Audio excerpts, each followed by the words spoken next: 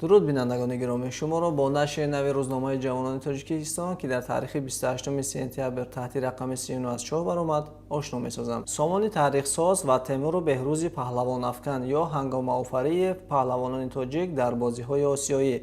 صفحه اول روزنامه را عکس‌های تاریخی سه پهلوان نامدار وطن که در بازی‌های 19 تابستانه آسیایی غالبیت به دست آورده و به خزینه ورزشی کشور سه مدال، طلا، نقره و برنجی وارد ساختند زینت می‌دهد.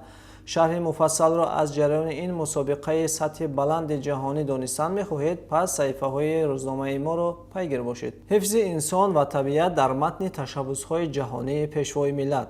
در این مواد از تشبس‌های جهانی تاجیکستان و سرور دولت تاجیکستان محترم امامعلی رحمان دایر به مسائل آب و تغییرآبی اقلیم و منفعت آن به تمام بشریت سخن می‌رود. دعای مادر با دعای مادرم یا سفردیده‌ها در حاشیه یک آزمون جمهوریت.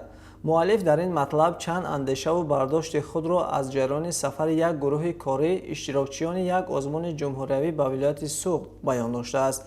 این کدام آزمون است و با کدام نتیجه ها جنبش گردید بعد مطالعه مواد خواهید دانست. باکو گرند اسلم که چند خال برای راحت المپیک گرفت، چرا ورزشکاران ما از این مسابقه بین‌المللی به نتیجه برگشتند؟ آیا در چنین مسابقه ها برای ورزشکاران تنها برای اشتراک خال داده می شود؟ به این و چند سوال دیگر پس از مطالعه مطلب پاسخ دریافت خواهید کرد. چرا صدمه های نقلیاتی زیاد شده است؟ مؤلف در این مطلب مسئله زیاد شدن صدمه های راه و نقلیات، سبب عامل های آن و راه های پیشگیری کردن از این ظهورات نامطلوب را با جلب کارشناسان ساحه و چندی از کاربران شبکه‌های اجتماعی بر رشته تحلیل کشیده است. اگر دانستن آنها برای شما نیز جالب است، پس پیگیر باشید این مطلب را. ماهرخسار صفی‌یوا عنوان برایم مسئولیت داد. در صفحه نوبتی روزنامه مصاحبه خبرنگار روزنامه با آوازخوان شناخته ماهرخسار صفی‌یوا که چند پیش صاحب عنوان فخری هنرپیشه خلقی تاجیکستان گردید جای داده شده است.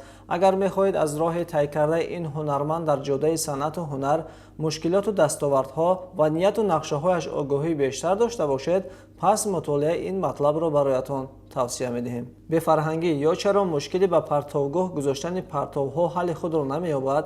با این سوال که با وجود زیاد نوشتن و گوشرس کردن روزنامه‌نگاران اهل جامعه تا حال حل خود را نیافته است و باعث کاسته شدن فرهنگ شهرنشینی می‌گردد، مؤلف از مسئولان پاسخ می‌جوید. خوش‌دامن می‌تواند مادر باشد؟ این مطلب اندیشه‌های مؤلف، روانشناسان و چندی از شهروندان کشور را دایر به مسئله مناسبت بین کلین و خوش‌دامن که از مشکلات جدی اجتماعی محسوب می‌یابد در بر گرفته است. ضدیت خوش‌دامن و کلین از کجا منشأ می‌گیرد؟ زندگی یک جایه با خوش‌دامن خوب است یا نه؟ و عاقبت کیست که میان دو آتش قرار می‌گیرد؟ مطالعه و قضاوت از شماست. این و چند مواد دیگر جالب و خواندنی را از شماره نوبتی روزنامه ما مطالعه کرده می‌توانید. ما را همچنین در شبکه‌های اجتماعی فیسبوک، یوتیوب، تلگرام پیگیر باشید. با شما بودم بهروز قیومی. خیر.